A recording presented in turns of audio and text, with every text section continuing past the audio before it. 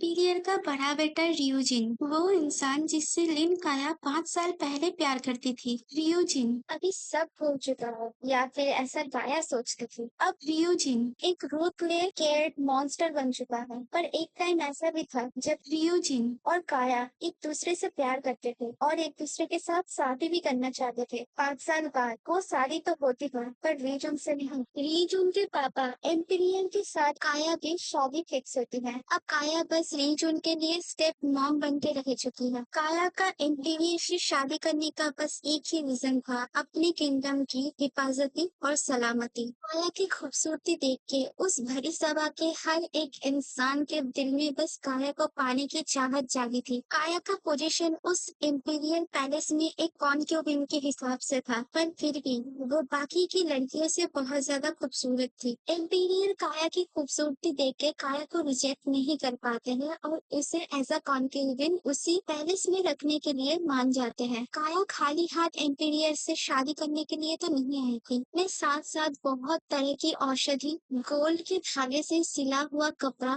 बहुत सारे हथियार और इवन की गोल्ड भी लेके आई थी अपने साथ साथ। पर काया के दिमाग में बस एक ही चीज चल रहा था, वो था रियूजिन। काया को लगता था कि रियूजिन ये उसे पहचाने नहीं और इसके पीछे भी एक रीजन था। 5 साल पहले जब ये दोनों एक दूसरे के प्यार में पागल थे, तब रियूजिन की आंखें ब्लाइंड थी। काया को मेडिकल हर्ट के बारे में भी बहुत नॉलेज था, इसलिए काया अपने साथ एक पिल लेके आती है जिसे वो अपनी ही ड्रिंक में मिला के पी लेती है। इससे काया को ज्यादा देर तक उसी बॉयकॉट में रहना नहीं पड़ता और उसकी ये चाल काम आती है जब एम्परर काया से ये बोलते हैं कि उनके खानदान में सभी लोग बहुत अच्छी सिंगिंग करते हैं, तो इस अच्छे शुभ समय पे उसे भी सिंगिंग करना चाहिए। काया को पता था कि अगर उसने कोई भी सॉन्ग गाया तो रीजून उसे पकड़ लेगा, इसलिए उसने पहले से ही वो पिल खा ली थी और सही टाइम देख के वो वहीं पे बेहोश हो जाती है। बॉयकॉट खत्म हो जाता है, हर कोई अपने रूम में वापस आ जाते हैं। अब रियूजिन, जो कि काया के बारे में पूरी इन्वेस्टिगेशन करने के प्लान पे था, वो पहले से ही इस काम में किसी को लगा के रखा था। उसका लॉयल साथी जो कि हर एक इंफॉर्मेशन लाके रियूजिन के देते हैं। रियूजिन काया को लेकर बहुत ज्यादा इंटरेस्टेड था क्योंकि उसे ऐसा लगता था कि 5 साल पहले वो जिस लड़की से प्यार करता था वो कोई और नहीं काया ही थी, बट कुछ मिसअंडरस्टैंडिंग की वजह से और रियूजिन की ब्लाइंडनेस की वजह से वो काया को अच्छी तरीके से आइडेंटिफाई नहीं कर पाता है। रियूजिन का इन्फॉर्मर रियूजिन को ये इन्फॉर्म करता है कि प्रिंसेस काया अपनी जिंदगी में ज्यादातर टाइम में टेम्पल में बैठ के प्रेयर ही करती थी और ये सुन के रियूजिन बहुत ज्यादा शॉक हो जाता है क्योंकि उसका इंट्यूशन ये सही नहीं मान रहा था।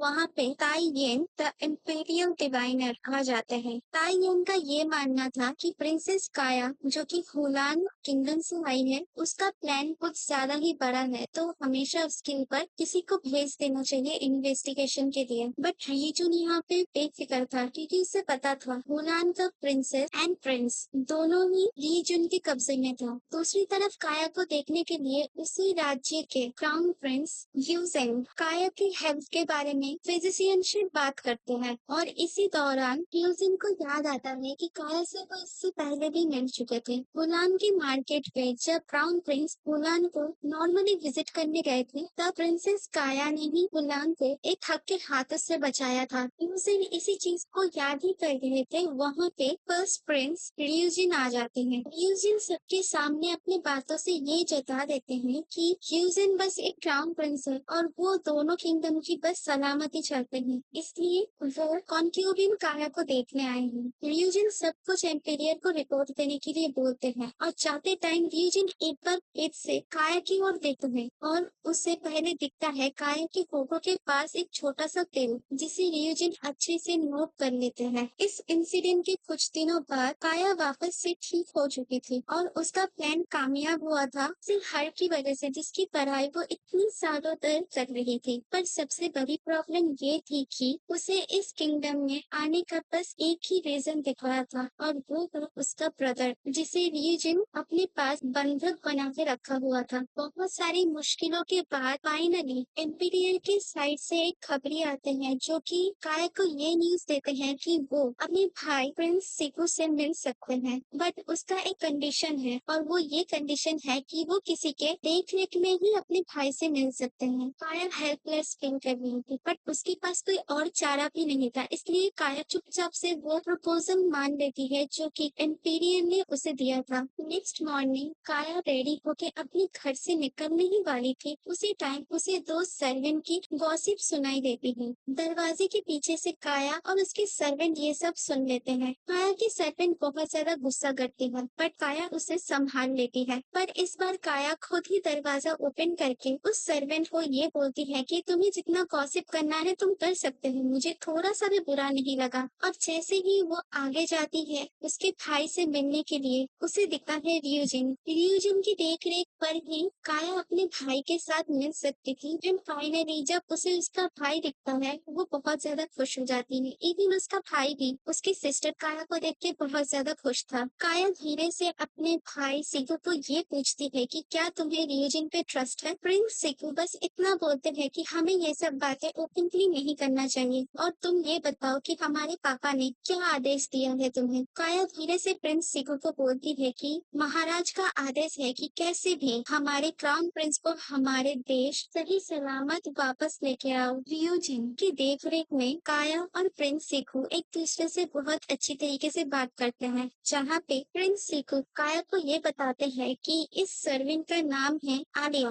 और इसकी वॉइस तुम्हारी वॉइस से बहुत ज्यादा मेल खाती है, इसलिए मैं जब कभी भी उदास होता हूँ इससे बात कर लेता हूँ तब मुझे तुम्हारी कमी महसूस नहीं होती है। काया इस बात को मान लेती है कि काया की वॉइस और आलिया की वॉइस लगभग एक जैसी ही है, और काया इस चीज से खुश थी कि बंधक होने के बावजूद भी उसका भाई कितना ज्यादा साहसी है और सब कुछ इतने अच्छे से संभाल रहा है। आलिया बिना वजह माफी मांगने लगती है तो काया उसे संभालने के लिए उसके पास आती है, और इसी दौरान रियूजिन पीछे से आके बस इतना बोलते हैं कि ये वॉइस बहुत जानी पहचानी सी है मेरे लिए। काया रियूजिन को थैंक यू बोलती है क्योंकि उसने उसके ब्रदर का ख्याल बहुत अच्छे से रखा हुआ था, पर रियूजिन की टॉपिक एक ही चीज पे अटकी हुई थी, काया की वॉइस के ऊपर। रियूजिन काया के बहुत पास आ जाता है और बोलता है कि तुम्हारी वॉइस से मुझे किसी एक इंसान का याद आता है जिसका सेम वॉइस था तुम्हारे जैसा। रियूजिन को इतना क्लोज आता हुआ देख के प्रिंस सिकू बहुत ज्यादा गुस्सा करते हैं रियूजिन के ऊपर और ये पूछते हैं कि तुम्हारे किंगडम में प्रिंस ऐसे किसी से बात करते हैं, और रियूजिन को बहुत उल्टा सीधा सुनाने लग जाते हैं क्योंकि वो उसकी बहन के बहुत ज्यादा करीब था। काया अपने भाई को शांत करती है और बोलती है कि ऐसे झगड़ा ना करे क्योंकि काया ये चाहती थी कि सब कुछ शांति से मिट जाए बिना खून खराबे के। रियूजिन का ऐसा बिहेवियर से रियूजिन काया और प्रिंस सिकू के पास से माफी मांगते हैं और बोलते हैं कि तुम दोनों का मिलने का समय यहीं पे खत्म होता है। अब ये दोनों बहुत ज्यादा शॉक हो जाते हैं क्योंकि इतना कम समय क्यों मिला ये सोच के, बट रियूजिन यहाँ पे साफ साफ सबको जता देते हैं कि ये सब वो नहीं कर रहे हैं, एम्पीरियर का ऑर्डर है जो कि रियूजिन बस फॉलो कर रहा है। प्रिंस सिकू इस बात को मान जाते हैं और काया को गुड बाय बोल के वहीं से चले जाते हैं। अपने भाई को चला जाता हुआ देख के काया रियूजिन से बस इतना पूछती है कि तुम्हारा अगर गुस्सा है तो वो मुझ पे उतारो, मेरे भाई पे उतारने की क्या जरूरत थी। बट रियूजिन फिर से वही बात दोहराते हैं कि ये ऑर्डर एम्पीरियर का है, उसने कुछ भी नहीं किया, और एम्पीरियर का एक और ऑर्डर है जिसे काया को फुलफिल करना है। एम्पीरियर का एक और ऑर्डर ये था कि काया को उस किंगडम का तौर तरीके सिखाना था ताकि आगे जाके जब पूरी तरीके से काया एम्पीरियर की कॉन्केबिन बन जाती है तब काया को सब कुछ रिचुअल वगैरह आना चाहिए। अब काया रियूजिन से ये बोलती है कि मेरा टीचर कौन होगा,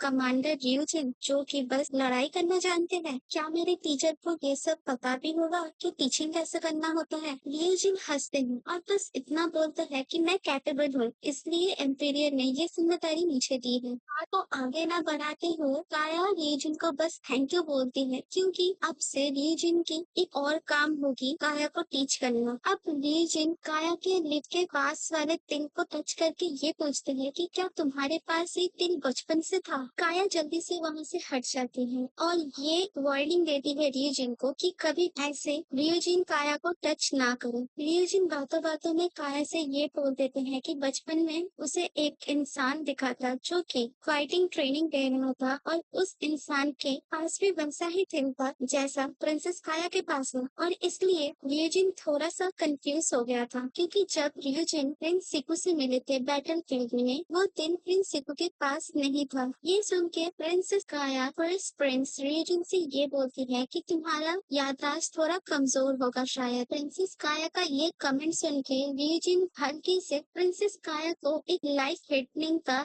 हिसाब देते हैं, जिसके बाद रियोजिन बस इतना बोलते हैं कि शायद मेरी आंखें कुछ टाइम के लिए खराब हुई थी, पर मेरा मेमोरी बहुत ज्यादा अच्छा है। तो इस चीज के बारे में प्रिंसेस काया जितना ना सोचे उतना ही अच्छा है। प्रिंसेस काया अब रियोजिन से डायरेक्टली पूछ लेती है कि तुम्हें क्या चाहिए, तुम ये बताओ मुझे। और रियोजिन बस इतना बोलता है, मुझे सब कुछ सच जानना है, बस इतना ही। उड़ान में इतनी सारी प्रिंसेस होने के बावजूद भी तुम्हें क्यों भेजा गया? काया रियोजिन के पास आ जाती है और बोलती है कि शांति के लिए ही मुझे भेजा गया, क्या तुम्हें ऐसा नहीं लगता?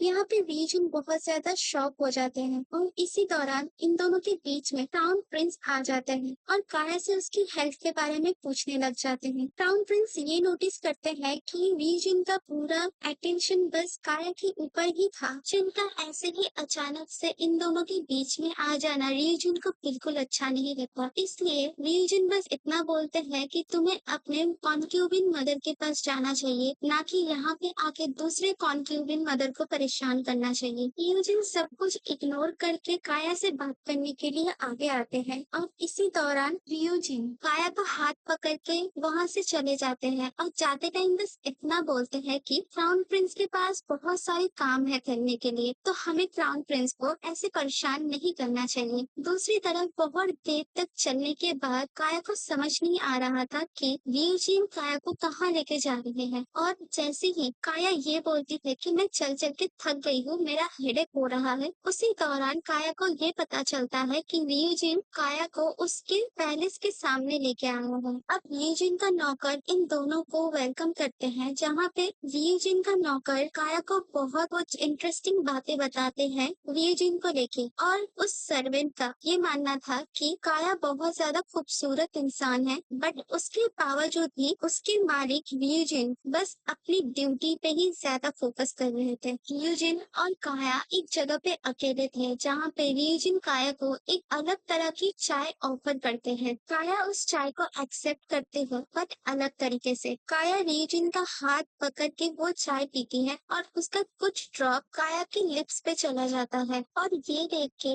रियोजिन खुद को कंट्रोल नहीं कर पाता है और डायरेक्टली काया के बहुत करीब आ जाते हैं और उसको किस करना शुरू कर देते हैं। इसके बाद जैसे ही रियोजिन काया को टच करने की कोशिश करते हैं, काया उसे जोरदार थप्पड़ मारती है और मुस्कुरा के बस इतना बोलती है कि ये टी का टेस्ट तो सच में बहुत ज्यादा अनोखा है। काया का ऐसा रिएक्शन देख के रियोजिन भी कुछ देर के लिए ठहर सा जाता है, पर रियोजिन काया से ये बोलते हैं कि अब से जब तक तुम पूरी तरीके से इस किंगडम के कल्चर के बारे में पढ़ाई नहीं कर लेते, तब तक तुम मेरे पास से ये सब कुछ सीखोगे। ये एम्पेरियर का ऑर्डर है। और इसी दौरान कुछ बुक्स लेके उसका सर्वेंट वहीं पे आते हैं और रियोजिन के कान पे कुछ फुसफुसाते हैं। रियोजिन काया को इतना बोलते हैं कि अभी मुझे एक जरूरी काम है, तो तब तक तुम ये सारा बुक चेक कर लो खुद से, मैं तुम्हें थोड़ी देर बाद ही मिलता हूँ। रियोजिन अपने कमरे पे आते हैं, जहाँ पे उसका लॉयल सर्वेंट पहले से ही उसका वेट कर रहा था कुछ इंफॉर्मेशन के साथ। यहाँ पे उसका सर्वेंट ये बोलता है कि आई नाम की जो लड़की का तलाश इतने सालों तक हम कर रहे थे, इंफॉर्मेशन के हिसाब से वो मर चुकी है। हमने बहुत सालों तक उसे तलाश किया है और हर गांव में उसे ढूंढने की कोशिश की है और फाइनली हमें वो आइडेंटिटी मिल चुकी है कि आई नाम की लड़की कैसी दिखती थी और इसी पोर्ट्रेट के अंदर आई की वो तस्वीर आपको मिल जाएगी। ये सुन के रियोजिन बहुत ज्यादा एक्साइटेड हो जाता है। वो सर्वेंट रियोजिन को एक डैगर भी देते हैं, जहाँ पे रियोजिन को बस इतना बोला जाता है कि ये डैगर उसी आई नाम की लड़की के साथ जुड़ा हुआ है। रियोजिन अपने 5 साल की एक मेमोरी को याद करते हुए ये सोचते हैं कि एक टाइम जब वो आई के साथ रहता था, तब उसे ये डैगर उसके बेड के नीचे से मिला था और आई ने भी ये बोला था कि ये डैगर उसने किसी कंपटीशन में जीता हुआ है और ये डैगर बस उसके सेफ्टी के लिए उसके पास रखा हुआ है। रियोजिन वो पोर्ट्रेट खोलते हैं और जो लड़की का तस्वीर उसे दिखता है वो बिल्कुल भी काया से मैच नहीं हो रहा था, इसलिए वो और ज्यादा कंफ्यूज होता है और उसके सर्वेंट को ये बोलते हैं कि जाओ, जिसने ये डैगर बनाया है उसको मेरे पास लेके आओ। अब वही कंफर्म करेगा कि ये डैगर काया की है या किसी और की। काया जो अब तक रियूजिन का वेट कर रही थी, उसे बोला जाता है कि आज का सेशन कैंसिल हो चुका है, तो काया बिना कुछ बोले अपने पैलेस पे चली जाती है। दूसरी तरफ रियूजिन बस उस डैगर को देख के ये याद कर रहा था कि ये डैगर कहीं ना कहीं आई का है और आई नाम की लड़की काया के साथ कहीं ना कहीं जुड़ी हुई है। बस उसे वो पर्दा हटा के सच को सामने लाना है। इसी इंसिडेंट के कुछ टाइम बाद लियोजिन को ये खबर आता है कि प्रिंस साकू लियोजिन से मिलना चाहते हैं और बिना देर किए लियोजिन चले जाते हैं प्रिंस साकू से मिलने के लिए, जहाँ पे इन दोनों में बस इतना बात चलता है कि बैटल में पकड़े जाने के पहले ही जो इन दोनों में डील हुआ था, क्या वो डील लियोजिन अच्छे से निभा रहे हैं या नहीं। बैटल में लियोजिन प्रिंस साकू के ऊपर हावी हो गए थे क्योंकि लियोजिन का मैन पावर सोर्स बहुत ज्यादा था प्रिंस साकू से। अपने आसपास की स्टेट पे हमला करके अपना किंगडम को बड़ा बनाना और बस हारे हुए प्रिंस साकू के फैमिली मेंबर के प्रिंसेस से शादी का रिश्ता जोड़ना, सब कुछ लियोजिन का ही प्लान था। बस प्रिंस लियोजिन के पास एक एस्ट्रोलॉजर है जिसने बारिश की संभावनाएं पहले से ही लियोजिन को बता दी थी और इसी चीज के ऊपर बेस करके लियोजिन अपने ही पैलेस के आसपास बांध बना देते हैं और जैसे ही बारिश शुरू होता है पूरा पैलेस फ्लोट करने लग जाता है बारिश के पानी से। इसी दौरान लियोजिन के पापा एम्पीरियर लड़ाई को बंद करने की बात बोलते हैं और यहीं पे शादी का प्रस्ताव आता है, जहाँ पे वुलान किंगडम से प्रिंसेस लिन काया को भेजा जाता है शादी के लिए। सब कुछ बना बनाया प्लान था जो कि प्रिंस साकू को पता था और यहाँ पे प्रिंस साकू बस एक ही चीज मांगते हैं कि तुम्हें गद्दी चाहिए तो तुम गद्दी रख लो, बस मेरे बहन को तुम्हारी पॉलिटिक्स से दूर रखना। लियोजिन इस चीज पे अपना प्रॉमिस देते हैं कि तुम्हारी बहन लिन काया को कुछ नहीं होगा। नेक्स्ट मॉर्निंग प्रिंसेस काया लियोजिन के पास आती है कल्चरल स्टडीज के लिए, जहाँ पे काया अपने पूरे मन लगा के उस स्टडीज पे फोकस तो करती है, पर लियोजिन वजह से उसे उस स्टडी पे फोकस करने में प्रॉब्लम हो रहा था। लियोजिन ने 5 साल पहले अपनी लवर आई की बात काया को बोलती है कि आई ने कैसे उसके एक भरोसेमंद साथी को मर्डर करके वहाँ से भाग गया था, जबकि आई और वो एक दूसरे से प्यार करते हैं, तो वो एक धोखेबाज लड़की है। इसी दौरान लियोजिन का वो सर्वेंट आता है उस ड्रैगन को लेके और यहाँ पे दूर से ही काया समझ जाती है कि वो डैगर उसका ही है। पढ़ाई खत्म हो जाने का और रात में एक पूजा का बहाना करके वो उस सिचुएशन से भाग जाती है और ये चीज पे लियोजिन को बहुत ज्यादा खटका लगता है। दूसरी तरफ हमारी काया बहुत ज्यादा गुस्से में थी और उसे बहुत रोना भी आ रहा था क्योंकि लियोजिन का मानना ये था कि काया जो 5 साल पहले आई नाम से उसके पास ही एज अ लवर रह रही थी, उसे वो बस धोखेबाज बोल रहा था। यहाँ पे काया खुद को संभालती है और इन सब के ऊपर से फोकस हटा के रात के प्रेयर के ऊपर फोकस करने पे ज्यादा ध्यान देती है। दूसरी तरफ रियोजिन बस लिन काया और लिन कानो ही बोल रहा था, जहाँ पे उसने एक इंफॉर्मेशन को रीड करा और वहाँ पे बस उसे इतना पता चला कि लिन काया उस किंगडम की फर्स्ट बॉर्न है। यहाँ पे उस सर्वेंट के थ्रू हमें ये पता चलता है कि जिंगली और हंगली दोनों ही रियोजिन के एक लॉयल सर्वेंट की तरह काम करते थे और 5 साल पहले आई ने हंगली को मार के रियोजिन को धोखा देके वहाँ से भाग गई थी और इन दोनों भाइयों का जो बहन था उसे एम्पीरियर का कॉन्क्यूबिन बना दिया गया था और उसे एक बहुत मुश्किल सा टेम्पल प्रेयर के लिए भेजा गया था, जहाँ पे उसकी डेथ हो जाती है और यही प्रेयर अब काया को भी करना था। इस कॉन्क्यूबिन का ऐसे मर जाना काया की सर्वेंट काया को बता रही थी। काया ऐसी बात सुन के बहुत ज्यादा डर जाती है और वो ये सोचती है कि उसे भी एक पतले कपड़े में उसी टेम्पल में प्रेयर करना था पूरी रात उस ठंड में। काया को एक नोट दिखता है जहाँ पे ये लिखा था कि उस टेम्पल में जाके प्रेयर करने से पहले इस पील को ले लेना और ये लेटर कोई और नहीं रियोजिन ने ही भेजा था काया के लिए, बट काया इस चीज को इग्नोर कर देती है। दूसरी तरफ रियोजिन को और बाकी के सारे मेंबर को एम्पीरियर बुलाते हैं और ये सब यहाँ पे इसलिए इकट्ठा होके रखे थे क्योंकि उसी प्रेयर के बारे में इन लोगों को डिस्कशन करना था, क्योंकि इससे पहले बाकी के कॉन्क्यूबिन इसी प्रेयर के दौरान मर चुके थे। इसलिए बहुतों का ये मानना था कि काया को इस प्रेयर में हिस्सा नहीं लेना चाहिए। और ये डील एक शांति के लिए दोनों किंगडम में हुआ है, तो इसलिए अगर काया को कुछ हो जाता है तो इस सब की जिम्मेदारी इन लोगों को उठाना पड़ेगा, जो कि सही बात नहीं है। एम्पीरियर किसी की बात नहीं सुनते हैं और चुपचाप सबको ये आदेश देते हैं कि ये एक रिचुअल है जो कि उनके किंगडम के भलाई के लिए बाकी के कॉन्क्यूबिन इस चीज को पार्टिसिपेट करते हैं, तो बाकी लड़कियों की तरह काया को भी इस चीज में पार्टिसिपेट करना ही पड़ेगा।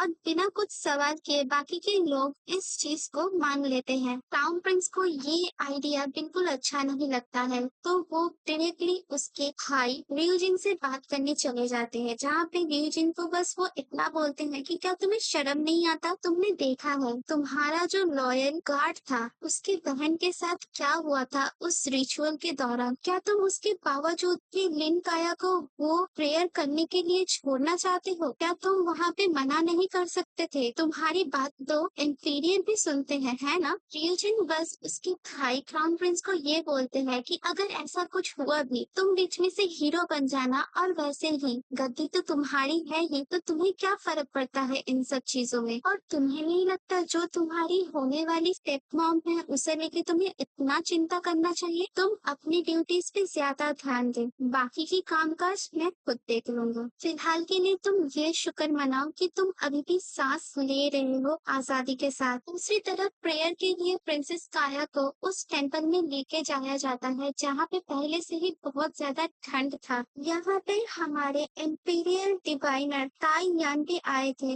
जिसे काया एक अच्छी सी ग्रीडिंग देते हैं और बोलते हैं कि मेरे साथ यहाँ पे आने के लिए तुम्हारा शुक्रिया। और ये बोल के एक पैर जैसे ही काया आगे बढ़ती है वो तुरंत गिर जाती है ताई यान की बाहों में। ताई यान भी खुद को कंट्रोल करते हैं और बाकी के कामकाज में बस इंफॉर्मेशन दे देते हैं प्रिंसेस काया को। प्रिंसेस काया अब टेम्पल में पूजा करना शुरू कर देती है और इसी दौरान ताई यान उसे वहाँ पे अकेला छोड़ के गेट के बाहर चले जाते हैं वेट करने के लिए। प्रिंसेस काया को अब अफसोस होता है कि उसे वो पिल ले लेना चाहिए था जो रीजुन ने उसके लिए वहाँ पे छोड़ा था। ठंड बहुत ज्यादा थी और काया को ये ठंडी बर्दाश्त नहीं हो रही थी कि इसी टाइम पे रीजुन पीछे से आके काया को हक कर लेते हैं और बोलते हैं कि क्या तुम्हें सच में इतना ज्यादा ठंड लग रहा है? काया पीछे मुड़ती है, रीजुन को देखती है और बस इतना बोलती है कि तुम इस टेम्पल में कहाँ से आए? रीजुन बस इतना बोलते हैं कि मैंने तुम्हारे लिए एक पिल छोड़ा था ताकि तुम इस ठंडी में सरवाइव कर सको।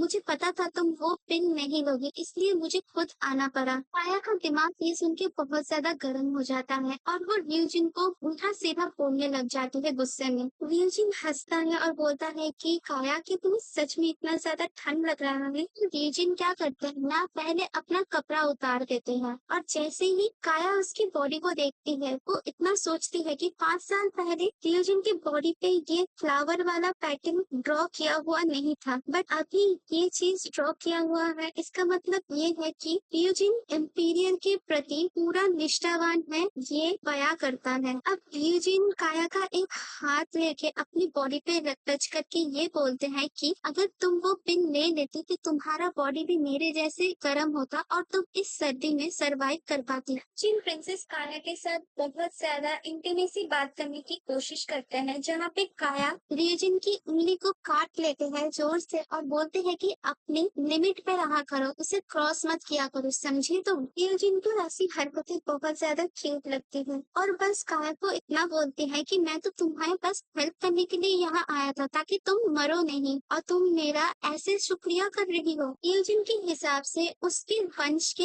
हर मर्द बहुत ज्यादा शक्तिशाली होते हैं जो कि ऐसी ठंडी को एक रात या बहुत रातों तक आराम से झेल सकते हैं और उसे बचपन से ही ऐसे तैयार किया जाता है। इसलिए ये परंपरा है कि कोई भी लड़की इस चीज को आसानी से कर ले, इसका मतलब उनके खानदान में खुशियाँ और प्रॉस्पेरिटीज बहुत जल्द आती है। यूजिन अपना कोट निकाल के काया को दे देते हैं और उसे अपनी गोदी में बैठा के बस ये बोलते हैं कि तुम्हें पता है 5 साल पहले एक लड़की ने मेरी बहुत ज्यादा मदद की थी। उस टाइम मेरी हेल्थ बहुत ज्यादा खराब थी, बट मुझे क्या पता था कि वो मुझे इतना बड़ा धोखा देके मुझसे दूर भाग जाएगी। काया बोलती है तब तो वो अच्छी इंसान है ना, क्योंकि उसने तुम्हारी मदद की है बस। बट रीजन यहाँ पे ये बोलते हैं कि पर हम दोनों तो लवर्स थे ना, हम दोनों शादी भी करने वाले थे। काया पूछती है कि उसने तुम्हें कैसे धोखा दिया, तो यूजिन बोलते हैं कि उसने मेरे एक क्लोज फ्रेंड को जान से मार दिया था। और तुम्हें पता है इस चीज का क्या मतलब होता है? तो काया बोलती है कि क्या तुम श्योर हो कि उसने ही मारा है तुम्हारे फ्रेंड को? कभी कभार आपको जो सामने दिखता है वही सच हो, ये जरूरी तो नहीं कि तुम्हारे बचपन के दोस्त को उसने इतनी गलत तरीके से मारा है, जबकि तुम उस इंसान को बस 1 साल के लिए जानते थे। रियोजिन ये पूछते हैं कि तुम्हें कैसे पता कि वो मेरा बचपन का दोस्त था? तो काया इसके जवाब में ये बोलती है कि तुम बहुत ज्यादा